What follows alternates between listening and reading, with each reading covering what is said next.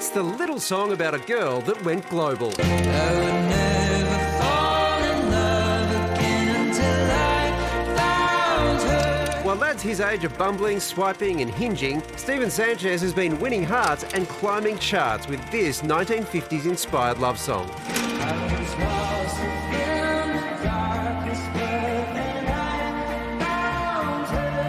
I found you.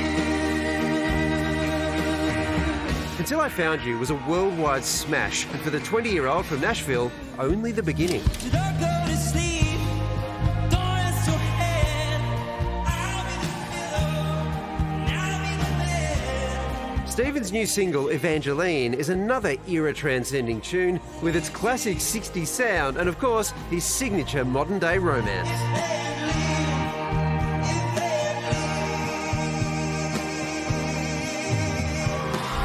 Please welcome Stephen Sanchez. All right. Hey. Great to have you here, Stephen. You are smashing it at the moment. Your songs are everywhere. You're playing sold-out shows in the US. You've just announced an Australian tour as well. Yeah. You having fun? I'm having a lot of fun. It's a good time. I can honestly hardly believe that we're here in Melbourne just hanging out and doing this. It's amazing. So that song, Until I Found You, intrigues me because of your age. yeah. I mean, how do you write and perform a song like that that takes old blokes like me back to the 60s and Elvis and people like that? Yeah, I think it's Where's kind it of... come from? It's a bit of a happy accident, really, I think. You know, I mean, truthfully, I was just in love with a girl and wanted to write a song about that, and it kind of just came out the way that, and came out in the sound the way that I, grew up, which was just around 50s and 60s music. And so I think just falling in love for the first time, and then, falling in love with music from that time, it kind of just fell into place very naturally, it feels like. Are you happy with those comparisons when people talk about, Elvis and Buddy Holly and Are you stuff happy like to that? be compared to Elton? Oh, yeah, I mean, come on. Some people might take objection and say, it's about me. Oh, no, I mean, honestly, I think it's a real honor to be put next to anybody like that, because it's, any sort of hero that you grow up with, if you can get put next to them and try and fit in their shoes in any way, it's really a special thing, I think. So, yeah, I have no problem with it. You do just have like a very old-timey vibe to you. Like right now, I feel like you could have been transported from the 50s or something. Like, do you have a time? Do I look like I'm 80? Really good 80. That's sweet, yeah. I think it's like infectious. When I first heard your music on the radio, it was like an old school experience. I heard it on the radio, which is already an old school thing, and then I couldn't know the name, so I had to ask friends. Like that's how I discovered your music instead of like streaming or a website. You. Yeah, I'm just saying it's like it feels like it's quite infectious, the energy and the era of your music. Thank you for that. I appreciate it. Oh, yeah, that wasn't a question. You're right. It was just a compliment.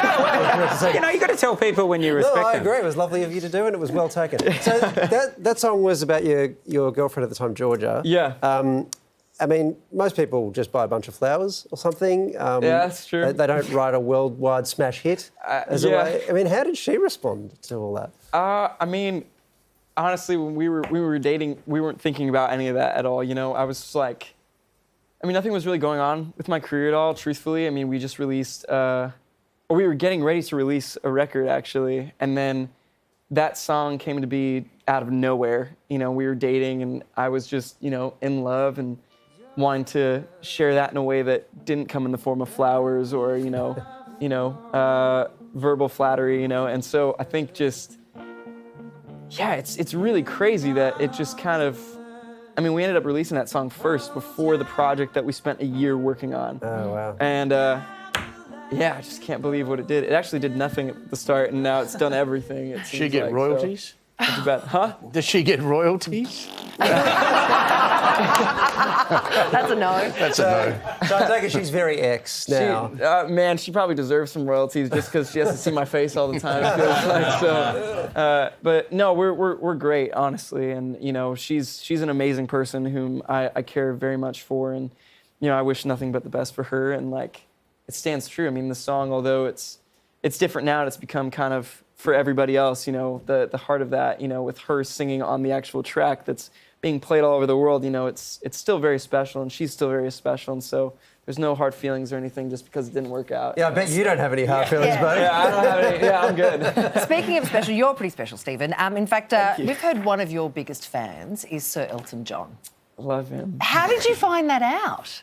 It's the most insane story, actually. He called me when I was at a radio station in Denver in the States, and we were at iHeartRadio, and we were about to play on the radio after playing a festival, actually, or some radio event or something like that. We were playing a show, and my publisher had called me 2 weeks prior to all of this, and he was like, "Hey, Elton John he's gonna call you," and I was like, "That's a great joke, like fantastic." And so I ignored it because I totally thought he was just ripping on me, and then he did. He called me, and he was just like, it was this anonymous number from Atlanta, Georgia, and I pick up the phone, and I'm just like, this is really weird. I'm like, hello, and he's like, Steven, it's Elton. And I was like, that's a horrible impression, but he talked to me, and he was comparing me to the likes of Chris Isaac and Roy Orbison and all these different artists that I grew up listening to, and just saying how he was so excited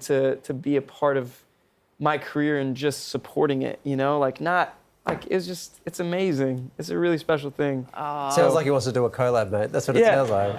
I would love that. If you can fit him in. Stephen's new single, Evangeline, is out now, and don't miss him live on his Aussie tour. All the info is at our website. Thank you so much for joining us. Thanks so much. Yeah.